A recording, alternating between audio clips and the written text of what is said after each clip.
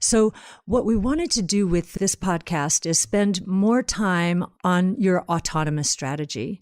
We're very happy that retail investors are asking questions about this on your call.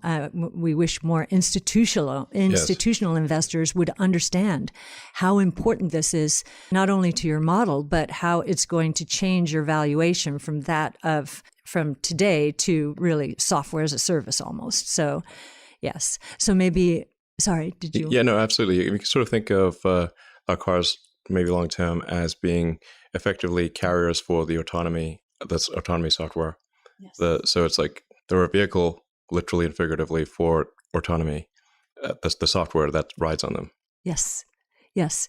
So Tasha has been doing a lot of our work on autonomous taxi networks. We've been working on these models for 5 years, and it's extended into autonomous truck platoons, into parcel drones and passenger drones. So we're very focused on this and would love to explore it a little bit more with you in terms of what you're doing. Tasha? Yeah. So my first question is, Tesla wasn't always pursuing fully autonomous driving. If you look back in 2013, there's a couple quotes from you saying, that last 10% is incredibly hard and you need to keep a human in the loop. What's changed your mind?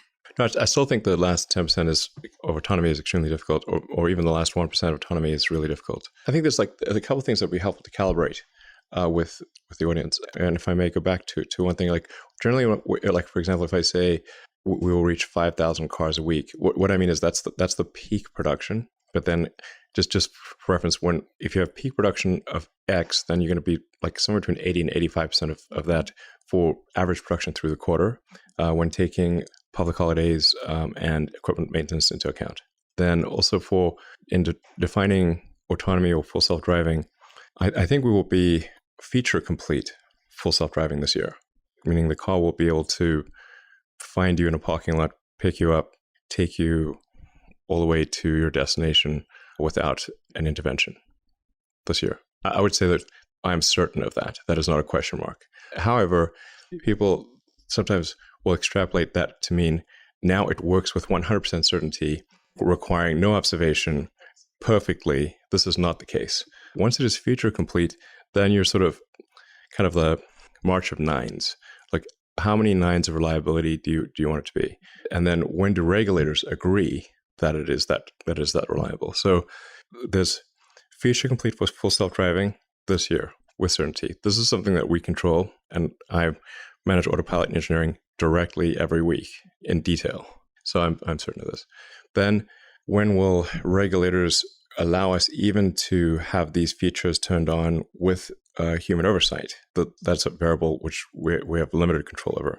Then it's when will regulators agree that these things can be done without human oversight? That is another level beyond that.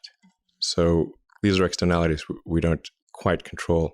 And the conservatism of regulators varies a lot from one jurisdiction to another. My guess as to when we would think it's safe for somebody to essentially fall asleep and wake up at the destination, probably towards the end of next year. That's when I would think it's most likely it will be safe enough for that. I don't know when regulators will agree.